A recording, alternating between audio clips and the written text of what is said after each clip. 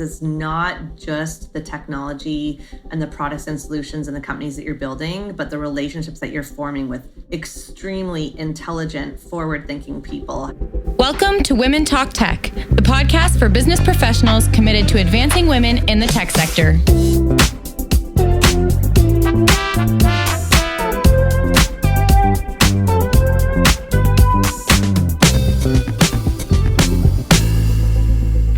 Hi, everyone. Welcome back to another episode of Women Talk Tech. I'm your host, Wiese, and today my guest is Kristina Cleary. And Kristina is the founder and leadership coach of an organization called ACCELLE. We're going to talk about that organization in a little bit, but I want to jump right in and chat with Kristina about her career, talk a little bit about this subject that we've all been bringing up lately called ambition. What does ambition mean to you today in 2023? So welcome to the show, Kristina. Thank you so much for having me, Marie. It's great to be here. I really admire this platform that you have created to kind of share stories with people all over the world and have these important conversations. So I'm really looking forward to today's talk. Oh, excellent. So we always open with the question. Take us back to Kristina in high school. What were you doing? What were your career thoughts? What were you focused on? What was Kristina doing in high school? Yeah, so high school, actually, it's funny that you bring that up because if you can believe it, this November, my high school track coach reached out to me and said, hey, it's our 30th year anniversary reunion from when we won the Ontario Championships. I think we should have a Zoom call. So if you can believe it, the entire cross-country team from that kind of winning year hopped on a Zoom call. And we had a reunion 30 years later, which was unbelievable to think that it was 30 years ago. But here we are. So now I'm aging myself. But the reason why I bring that up is because sports were very much a part of my life. And I think that I was born with the competitive gene. So when you ask me about, who I was in high school and what I was thinking about, I was competitive. And even in my career, when I do the character strengths profile, number one, competitive. I'm like, okay, yes, I know that. We're all clear on that. So in high school, I was competitive. I was competitive in everything. I was competitive in sports. I was competitive in making money. I was competitive in being, an overachieving kind of every area of my life. So I was very much focused in my last year of high school. I played on, I think, 7 sports teams and really always gunning to be the best that I could at all of them and to win as much as I could. So very competitive. And so when it came to jobs and when it came to my career and thinking about what I wanted to do, I didn't necessarily have, I wasn't laser focused in on one thing. I would say I had a little more clarity on what I didn't want to do. I come from a very humble background. We didn't have a lot of money growing up. So I was fueled to make money. I think I was driven to make money. And that was kind of my driver when I thought about career and where I wanted to go. So my mom was a teacher and a principal, and she was very good at what she did. But like me, I think she was competitive and she went all in on this job that I think really drained her. It motivated her and drained her at the same time. And my dad had always worked for nonprofits as well. And I was thinking to myself, working that hard for a salary cap and for limited income must be really frustrating. So I just knew I didn't want that. I didn't want a cap, and I wanted to make more money if I was going to work that hard. So my adventures in entrepreneurship actually started right back in high school. And I opened my own kind of backyard swimming business in the summer. And then I would do that for half the summer. And then I would fly out to Vancouver and live with my aunt, who was an entrepreneur. And she's a huge role model for me. She actually started her own business when she was 45 years old, is when she started her business. And this is somebody, who grew up in a time where, women were told that they should consider being a nurse or a secretary. And so out of high school, she became a secretary. Yeah. Absolutely. So, or a stay-at-home mom, right? Or a stay-at-home mom. Those were really your choices, or a teacher. Or a teacher. Yeah. And yeah. So she became a secretary right out of high school because she got a summer job in high school where she was a secretary and they offered her a job. So even going to university wasn't really even a thought of hers. So at 45, she went out on her own and she established some very successful restaurants out in the Vancouver area. And so I would go out in summers and work for her. And so I had the best of both worlds. I had my entrepreneurial gig at the beginning of the summer, and I had my dipping my toes into, the restaurant business and running restaurants and customer service, et cetera, on the back end of the summer. I love this story for a bunch of reasons, and I want to kind of break it apart here. The first thing that comes to mind is you're never too old to do anything. And I think you and I in particular were brought up corporately in a world that we saw things like the fast 30 under 30 or the 40 under 40. And Yeah. You had to get all your accomplishments in before a certain time period. And I think that sent such a negative message to a lot of women. And well, I didn't make it at 30, so what else am I going to do? I've been pleasantly surprised that age is not an issue anymore. You do things. And I love that you found this role model in somebody who said, you're never too old to do anything. And I am very appreciative of that because I felt an immense amount of pressure myself at a young age. And I share your stories of competitiveness. And I want to just talk about that for a second. Women are not wired to say, I'm competitive, I want to make money. Those were all things that we were sort of told that's not what a woman does. So you figured out at an early age, maybe because of some of your background and what was going on in your life, but you figured out at an early age, it was okay to be competitive. It was okay to want to achieve. It was okay to want to make money. Was that a tough thing as you sort of started to transition into your career? Did you find that hard to deal with sometimes? Well, I would say that it was harder to deal with as a child, where, when you're dealing with like social pressures and cliques and, girl gangs, there were definitely points where, the popular kids, for example, weren't attracted to that competitiveness. So, and to somebody who wins all the time. So, they would rather, that's where I would say, like, I did experience some bullying to a certain extent. I remember, I'll never forget this time where I actually, I tried out for the school musical, and this was in grade 7. This is when I was so tiny. I was 4'9" and probably like 80 pounds soaking wet. I was very small. I didn't have my growth spurt until high school. And, right before I went out on stage, I'll never forget one of the most popular girls in school saying, "Oh my God, you're so fat."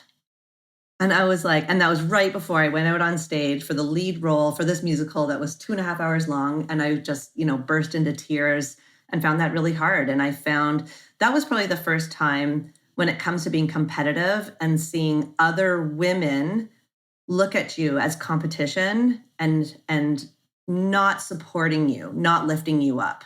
And so I would say, that theme where women are not supportive and don't lift other women up and they look at it as competition, I would say that's where I kind of experienced the negative side of competition. And I think that unfortunately still exists in our society today, although there is more talk about it and the importance of lifting each other up. And when we get into my business, that's one of the, things that I'm trying to communicate and emphasize and encourage is there is enough room at the top for all of us. We can support one another and we can all be successful together. We don't have to, tear each other down or step on each other's heads to get to the top. But I would say that did start at a very young age for me, where I started to see that and witness that. And I would say that's probably been one of the unfortunate common threads throughout my career as well, especially in tech, where there's not, where there weren't a lot of women, particularly for you and I when we were coming up. Yeah, absolutely. Absolutely. And, I think that was a common theme. And I think when you're the only woman in the room a lot of times, and, I did a lot of work in the tech sector in the late 90s, early 2000s, and I was always the only woman in the room. And so you forget, because you're working so hard to compete in a man's world, so to speak, and compete the way men compete at the table. You forget that there's other ways to operate, and that you should be raising people up, to your point. So you did really well when you left university and you started in. Now, how did you start to find your way into the tech sector? What took you there? So a funny journey into the tech sector. And this, of course, is like spurred by my competitive background, is when I graduated from university, my number one goal was I need to make as much money as possible. I'm tired of spending, and not having. And I'm not driven by money so much to, purchase things. I'm definitely not somebody who wants things. For me, like the financial security is, again, more of a competitive thing, that I want to save as much as possible so that I have the flexibility to, start new projects and to grow new things. So when I graduated university, it's like, how can I make as much money as possible? And I had partnered with a high school friend of mine, Dave Wolovic at the time, who was a big entrepreneur as well, right from high school. And we had actually started a custom clothier business in university. And when I got back from university and graduated, he had already been out in the working world. And I contacted him and I said, what would you recommend I do when it comes to, this new life that I'm about to start, going out into the real world? And he's like, if you want to make a lot of money, you need to get into the big 5 consulting firms. I was like, okay, how do I get into the big 5 consulting firms? And he's like, okay, well, I work for Price Waterhouse, so I'll recommend you here. And there's Arthur Andersen, there's Coopers and Lybrand, there's, Accenture, et cetera, et cetera. So I put together my resume and I sent him my resume to Price Waterhouse. And then I looked at all of the other consulting firms and I looked at all of the jobs available. And of course, they were very heavy in terms of tech and consulting for tech solutions. Like at that time, all of the ERP solutions were big. So SAP, JD Edwards, PeopleSoft. And I just started faxing my resume in to all of these job. Faxing. I love that. Faxing. I haven't heard that in a long time. Right. And for those of you who don't know what that is, you literally take your resume as a piece of paper, you would put it into like a photocopy machine, and it would magically come out on the other end to a physical location where somebody had to find the piece of paper that might have fallen onto the floor that was your resume and give it to the right person. So it was actually magic, because if you can believe it, it worked and it got into the hands of the right person. So I did interview at Price Waterhouse, and I was interviewing for a consulting role there. I didn't get it. They said they were impressed, but that I wasn't quite the profile they were looking for. And I will say, in the feedback for that interview, when they called me back to actually give me feedback in person, they did make an interesting comment. And it was that, well, you're young and you're a woman and, you're not quite the profile we're looking for. And that was the first time that I kind of experienced that, I guess, outward level of sexism and gender bias in the workplace. Yep. So I'm like, fine, then this isn't for me. And I faxed my resume to Coopers and Lybrand, who was across the street, and had an amazing interview process, found a champion in a partner there that was looking to grow their JD Edwards practice. And I became a JD Edwards consultant who specialized in supply chain distribution.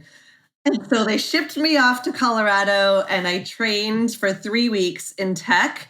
I had no background in tech. My degree was in marketing, but I was determined to make money, and tech is where the money was. So I followed, and it led to an amazing path. Calling all tech professionals across all industries, we have an exciting opportunity for you to be recognized for your contributions. Nominations are now open for the Women in IT Awards Canada edition. It's completely free to submit a nomination for yourself, a colleague, or your organization, and all winners will be honored at an in-person awards ceremony in October 2023.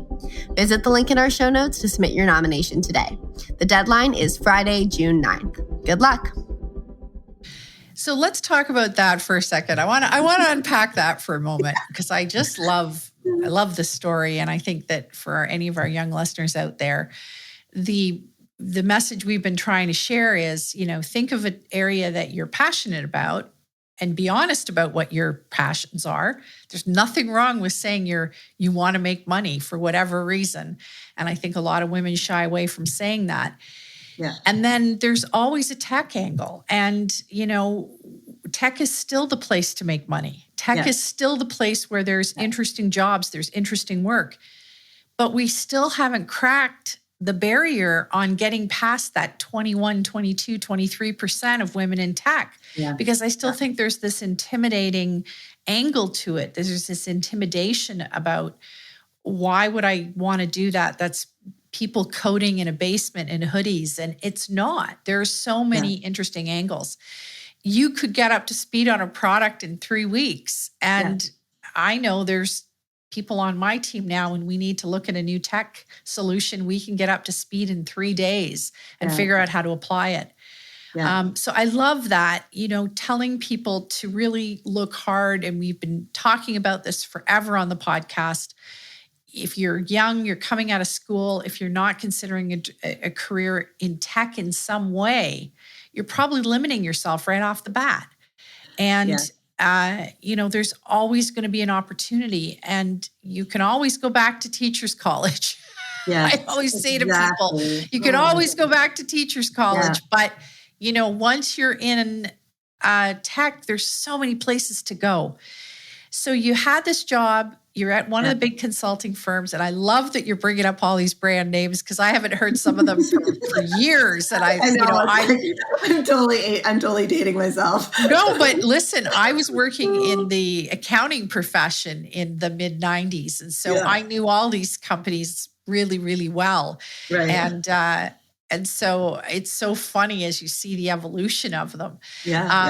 So you went there, and then because I do really want to get to your job at Meridian, which I thought was so interesting. That's where you and I think first crossed paths. So from there, how did it evolve? You became a specialist on ERP, which isn't easy, by the way. ERP systems are no fun. And I will say it wasn't easy. And I will say for probably 8 to 10 months, even to this day, my husband will say, you were talking code in your sleep. Because it was drinking from a fire hose, and it was learning to code, and it was very stressful because, of course, I wanted to do a good job. This wasn't something that I was going to fail at. So it was a steep learning curve.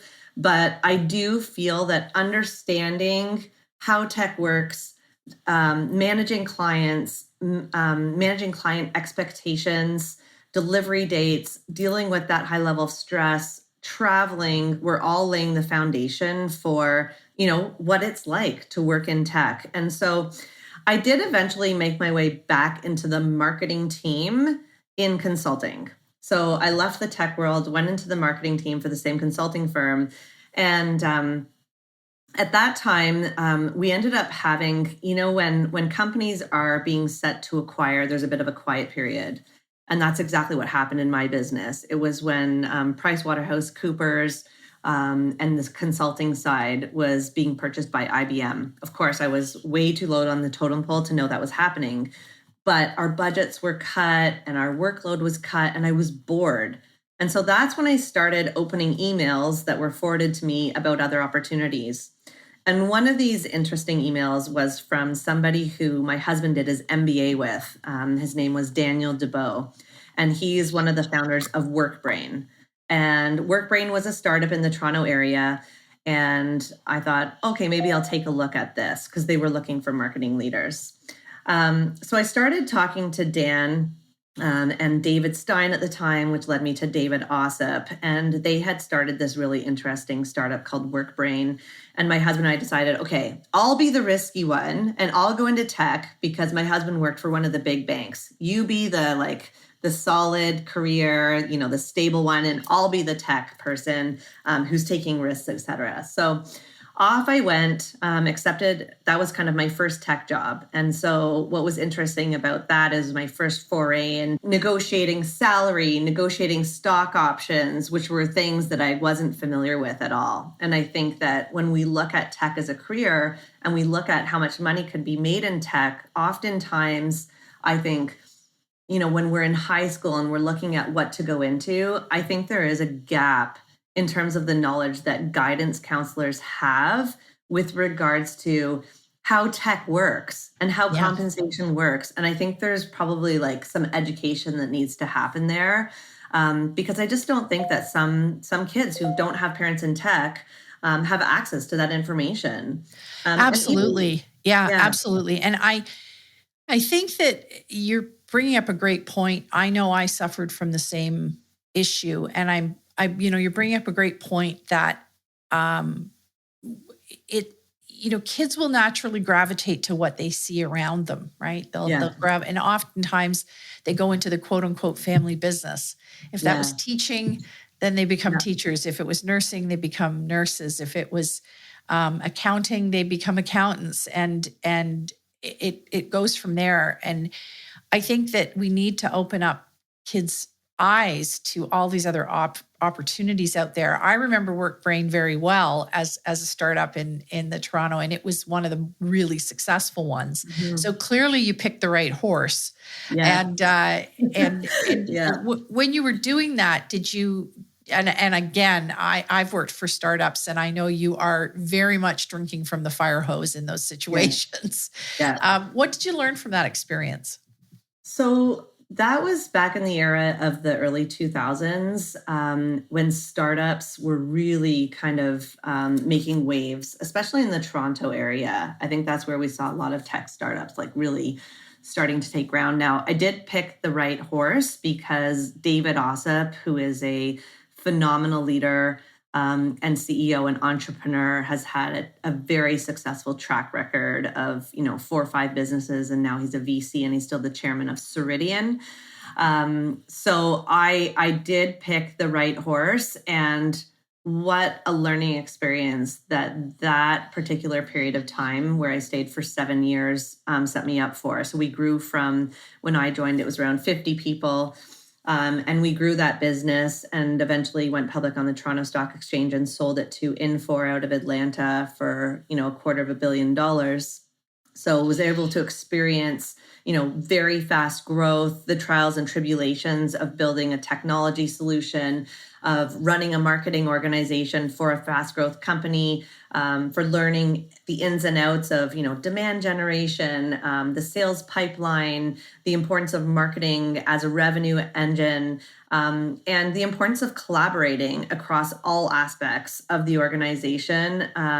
When you're in the tech world, you need to have a certain area of knowledge about all of your colleagues and all of the teams, and the entire solution, particularly when you're marketing it. So it was just a wonderful, wonderful learning experience. And I would say, the biggest takeaway from that experience were the people that ended up working, and the number of entrepreneurs that kind of were spawned from that particular business. There's probably between 20 and 50 businesses that are owned by employees of that WorkBrain family from that 7-year period. Yes. And I still have very close relationships with a lot of them and have access to a lot of them. And so I think that was one of kind of the biggest takeaways, is it's not just the technology and the products and solutions and the companies that you're building, but the relationships that you're forming with extremely intelligent, forward-thinking people has been incredible.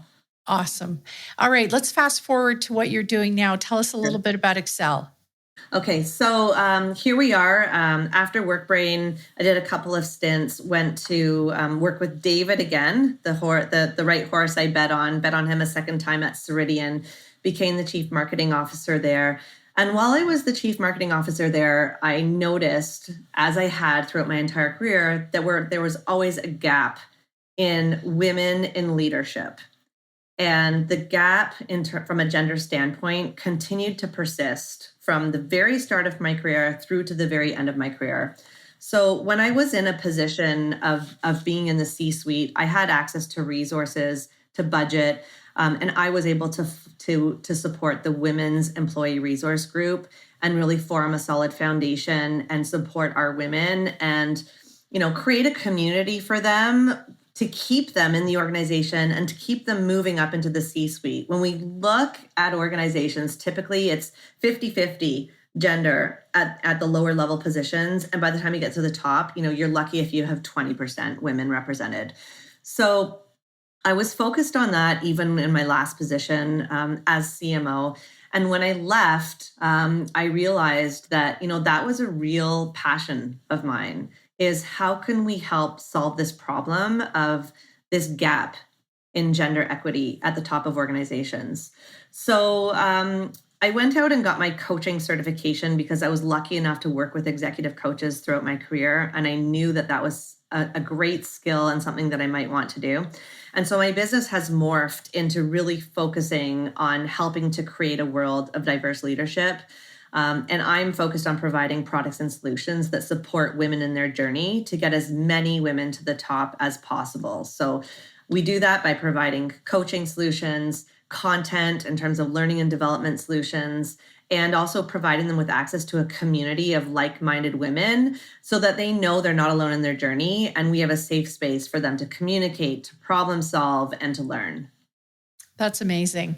And I'm really grateful for the work you're doing. This is really important work. And I know you're part of our community, and we really want to share the word about how great the work is that you're doing. So I really appreciate that. I think you've had a great career. I think it's one that everybody should pay attention to, and particularly in this next, I love using this expression, this next season of your life. Yeah. I know that this new season that you've moved into, you'll be extremely successful as you have been in everything. And I think your services are so badly needed. And I think I'd like to believe that a lot more companies are waking up to this and are reaching out to you. So I hope that's the case. You can learn more about Kristina in our show notes, and you can connect with her on LinkedIn. If you're an organization who needs this kind of leadership coaching, I highly recommend you reach out to her. And if you haven't already, I would love our listeners to take the time to complete our ambition survey. We're doing research right now on what does ambition mean in 2023 to you. Is it still a dirty word, or are we open to the fact that ambition has to be a big part of our lives today? So please take the survey, follow the link under this podcast recording, and please take part because we've got some important research we'll be sharing later on this year. Kristina, thank you so much for being on the show. Thanks for having me, Marie, and I look forward to seeing your survey results. It's going to be exciting. I can't wait. You've been listening to another episode of Women Talk Tech. I'm your host, Marie Wiese, and as always, thank you for listening.